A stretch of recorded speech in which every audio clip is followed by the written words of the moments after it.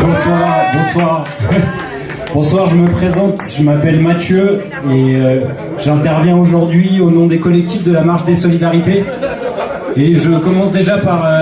je devais venir avec un camarade qui n'a pas pu venir, Adama Dramé, un camarade du collectif de sans-papiers de droit devant, et qui n'a pas pu venir au dernier moment et qui s'en excuse. Alors déjà, je commence par, au nom de tous les collectifs de la Marche des Solidarités, par vous remercier de nous inviter pour parler ce soir, et aussi pour vous féliciter. Parce que ce que vous faites, comment vous vous organisez, c'est un exemple.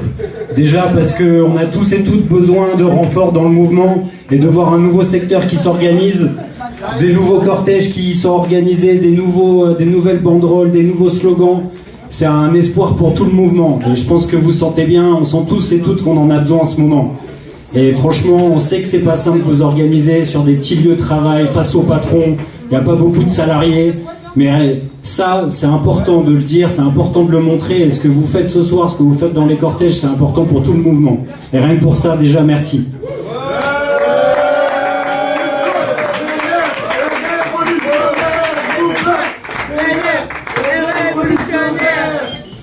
Et les collectifs de la Marche des Solidarités, très rapidement, c'est des collectifs de sans-papiers, des collectifs antiracistes, des collectifs antifascistes, des associations, des syndicats qui se rassemblent pour se battre pour l'égalité des droits de toutes et tous, qui se battent pour la régularisation des sans-papiers, qui se battent pour un logement pour toutes et tous. Et on se bat ensemble depuis des années pour ces combats-là. Et ça nous a amené depuis quelques mois à se battre contre un ennemi bien particulier, contre Darmanin.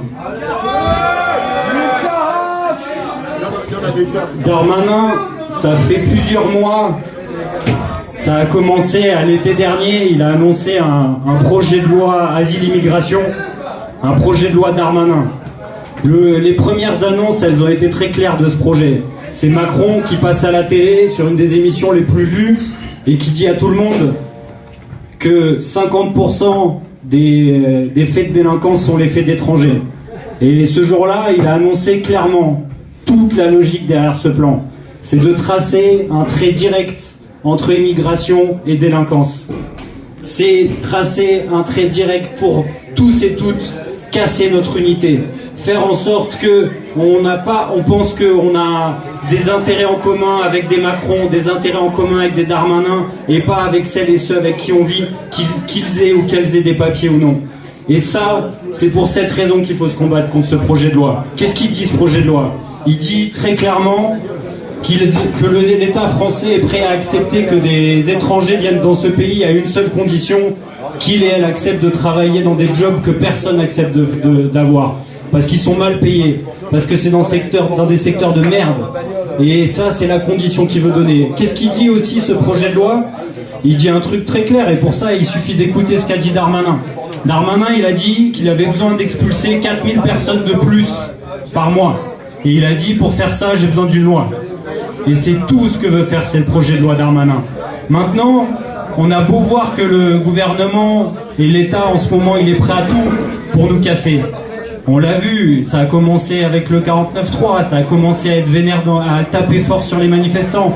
Et là, on a vu, aux grandes bassines, on a vu un niveau de violence qui montre très bien à quoi est prêt ce gouvernement.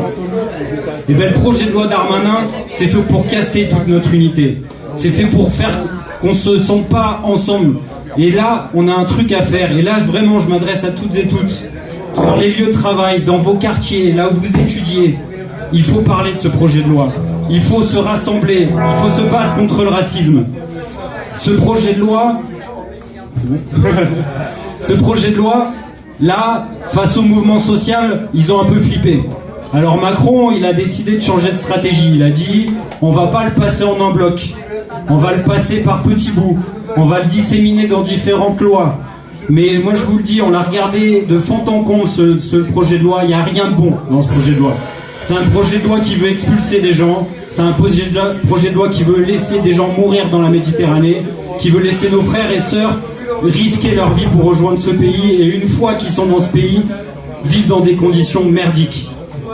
Et donc quoi qu'il arrive, tous les aspects de ce projet de loi qui vont vouloir passer dans d'autres lois, dans d'autres décrets, Il va falloir se battre contre ça.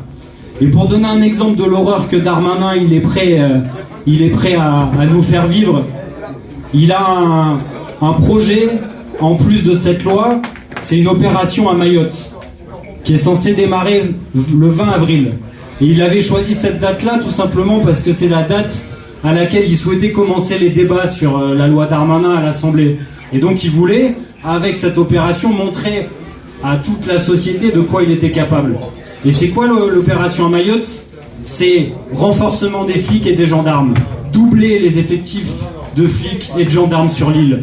Et pendant 2 mois, expulser 250 personnes par jour, détruire les habitats, détruire ce qu'eux ils appellent les bidonvilles, mais qui est, en fait, il y a la moitié de la population qui vit là-dedans.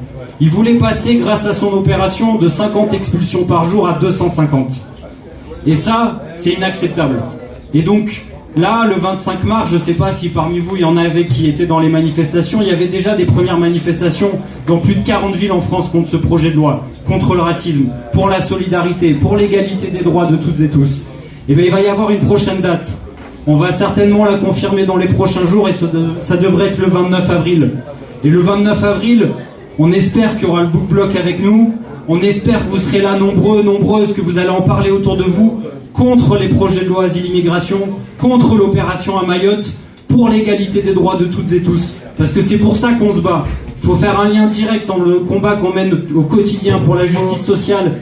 Et il faut dire que ce combat-là, c'est le combat pour l'égalité des droits. Et ce combat-là, c'est un combat contre le racisme, c'est un combat contre le fascisme.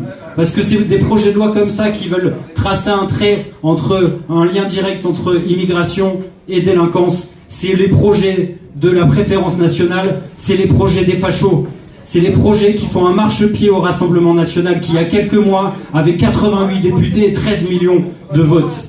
C'est dans ces moments-là, c'est contre ces projets de loi qu'on montre et au gouvernement qu'on a très bien compris leur logique et qu'on veut les abattre, et aux fachos qui ne seront jamais nos alliés, que ce soit pour voter à l'Assemblée ou pour quoi que ce soit, jamais ce sera nos alliés. Dans la rue, pied à pied, on va leur montrer, on va les dégager. Les camarades, on peut gagner, et pour ça, moi je vais juste vous proposer un petit slogan, comme ça, quand vous serez avec nous le 29 avril dans la rue, le Book Block, et ben on vous entendra. C'est très simple, c'est un slogan qui dit qu'on est tous exploités, qu'on est tous solidaires contre leurs réformes et contre les frontières.